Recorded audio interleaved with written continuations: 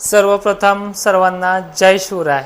मित्रांनो, सर्वप्रथम आपण आजच्या या व्हिडिओचे मुद्दे पहिले ऐकूयात।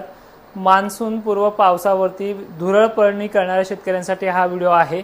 त्यानंतर येत्या 24 तासामध्ये 48 तासामध्ये परत आजच्या सारखं वातावरण खराब होऊन जिल्हे वाढण्याची शक्यता आहे। 7, 8, 9 या कालावधीमध्ये काही ठिकाणी भाग बदलत पाऊस होणार आहे या मे महिन्यामध्येच।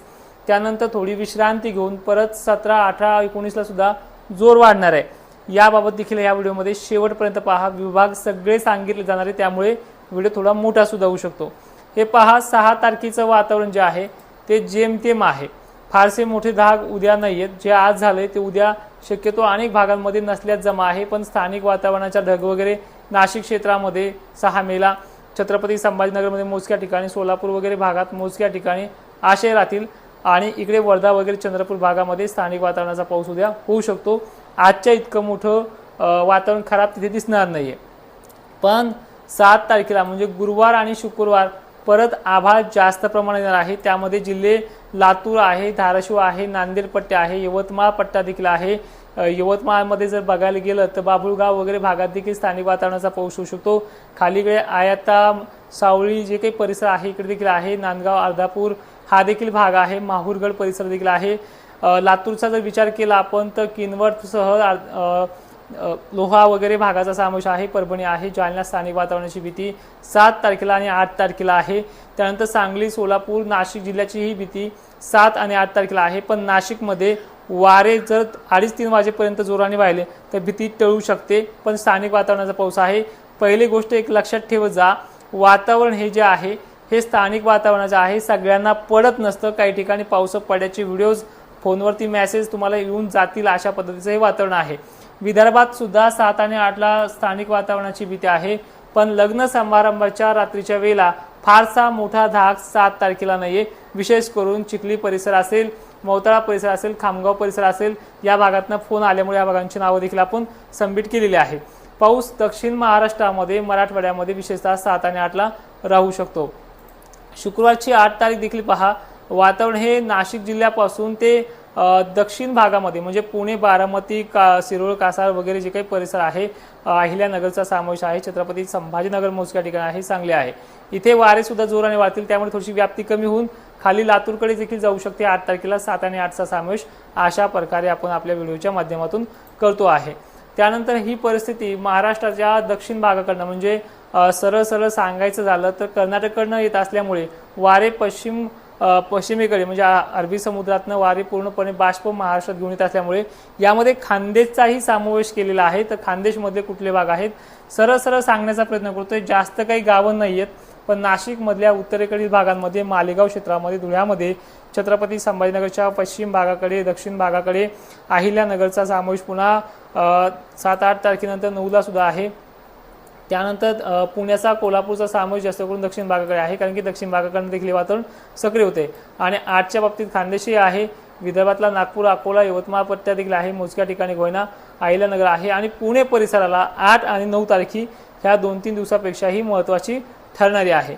9 तारखेचं वातावरण जर आपण पाहिलं तर 9 तारखेला परत दक्षिण महाराष्ट्रातला कोल्हापूर, सांगली वगैरे भाग देखील सांगितलेला आहे, जे तुम्ही आता ऐकलेलं आहे। त्यानंतर 10 तारखेला वातावरण हे वारे उत्तरेकडनं म्हणजे MP कडनं जोराने वाहतील, त्यामुळे स्थानिक वातावरणाचा पाऊस लातूर जिल्ह्यात, नांदेड पट्ट्यामध्ये, छत्रपती संभाजीनगर, अकोला, पैठण, गंगापूर, तुरळक ठिकाणी, लातूर परिसर, मंठा परिसर, कोल्हापूर वगैरे भागांचा समावेश आहे। 11 तारखेला 11 मेला वातावरण हे जास्त असेल, थोडं मोठं असेल। त्यामध्ये नांदेड, माहूर, किनवट, यवतमाळ, हिंगोलीचा परिसर, अकोला, अमरावती, तुरळक ठिकाणी, दक्षिण सोलापूर भाग आणि कर्नाटकचा एरिया याच्यामध्ये आहे। वारे थोडी शांत होतील, गरमीची लेवल वाढेल आणि तिथे स्थानिक वातावरणाचा पावसाची भीती आहे। आणि हा झाला पहिला टप्पा। दुसऱ्या टप्प्यामध्ये नाशिक क्षेत्रामध्ये, अकोला विदर्भामध्ये मेघगर्जनेची शक्यता आहे 12, 13, 14च्या दरम्यानमध्ये। त्याच्यामध्ये लातूरचा समावेश आहे, नांदेडचा समावेश आहे, सोलापूर, बीड वगैरे भागाचा समावेश आहे। एक व्यापकता याची 12 नंतर कमी होऊन जाईल 1-2 दिवसासाठी, नंतर तो 17-18 तारखेला परत वाढणार आहे। 12-13ला देखील या चक्रीवादळामुळे काही भाग असे आहेत दक्षिण महाराष्ट्र, मराठवाड्यामध्ये, इथे देखील थोड्या प्रमाणात घेतलं जाईल अशी परिस्थिती आहे। मी थोडक्यात तुम्हाला पुन्हा समजून सांगतो, फक्त लक्षपूर्वक ऐका। तर चक्रीवादळ हे पश्चिम बंगालच्या खाडीकडे, छत्तीसगडला कर्नाटकमध्ये काही ठिकाणी, तेलंगणामध्ये काही ठिकाणी पाऊस आणू शकतो, पण या पाठोपाठ लगेच अरबी समुद्रात पुन्हा एक लो प्रेशर बनते आणि याच्यामुळे राज्यातलं वातावरण 22 तारखेपर्यंत खराब राहू शकतंय। आता मान्सून संदर्भात आणि मे महिन्यासंदर्भात हे जे काही घडणार आहे याबद्दल लक्षपूर्वक ऐका।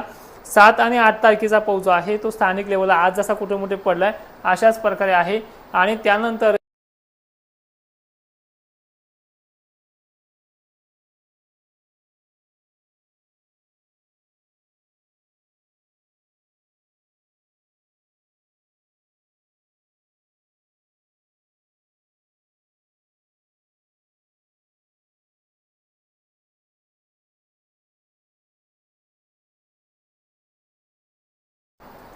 तारखेपर्यंत राहू शकतो आणि मान्सूनच्या धुरळ पेरण्या अनेक ठिकाणी विदर्भात केले जातात, ज्यामध्ये मराठवाड्याचाही समावेश अनेक ठिकाणी आहे, परभणी वगैरे अशा अनेक भाग आहेत, अशा अनेक शेतकरी आहे रिक्स घेऊन धुरळ पेरणी करतात।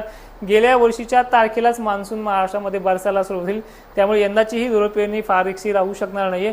पण मे महिन्यामध्ये ह्या 2 आठवड्यामध्ये काही ठिकाणी चांगले शितुडे सातुडे होणार आहे। अशा शेतकऱ्यांनी वातावरणामध्ये दमटपणा झालेला असल्यास, अंधुक ओलसरपणा झालेला असल्यास धुरळ पेरणी यंदा टाळण्याचा प्रयत्न करावा अशी विनंती आहे। आणि धुरळ पेरणीच्या तारखा ज्या आहेत त्या आपण 25 मे ते 1 जूनपर्यंत देण्याचा प्रयत्न करू आपल्या ॲप्लिकेशनच्या लिंकवरती। ॲप्लिकेशनचं काम अवघ्या 2-3 दिवसामध्ये पूर्ण होईल। जवळपास 10 तारखेला आपण 15 तारीख दिलेली तरी अपडेट पूर्ण व्हायची, पण 10 तारखेपर्यंत ॲप्लिकेशनवरती लाईव्ह घ्यायला सुरुवात करूयात आणि महाराष्ट्रातल्या ह्या दोन्ही आठवड्याचा असा प्रवास आहे। आता सगळ्यात मोठा प्रश्न हा पडतोय की हे वातावरण 8 दिवसासाठी किंवा 10 दिवसासाठी क्लिअर होईल का? तर असं क्लिअर होणार शेतकऱ्यांना जे मागे बोललो तुम्ही दिलासा आहे कधी शितुड्याचा किंवा आभाळाच्या सावलीचा, तर आता हा स्टार्टअप झालेला आहे। 7-8 तारखेपासून अजून याच्यामध्ये सावली पडायला भरविल। ज्यांच्या मिरच्या असतील, मिरची उत्पादक शेतकरी असतील त्यांना हा दिलासा असणार आहे।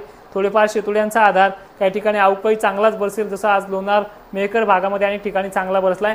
अशा प्रकारचं शेड्यूल याच्यामध्ये राहू शकतं, फायदेशीर गोष्टी याच्यामध्ये आहेत।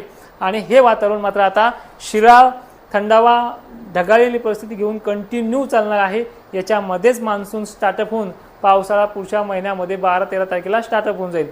अवकाळीमध्ये ह्या मे महिन्यामध्ये अवकाळी बऱ्यापैकी आहे, तो देखील आता तुम्हाला पाहायचा आहे। हा होता लॉंग टर्म व्हिडिओ, त्यामुळे थोडक्यात सांगून अनेक भागांची व्याप्ती आपण सांगितलेली आहे। या काळाची व्याप्ती 35 ते 40% पोहोचणार आहे, पण कालावधी मात्र दीड आठवडा तरी लागू शकतो।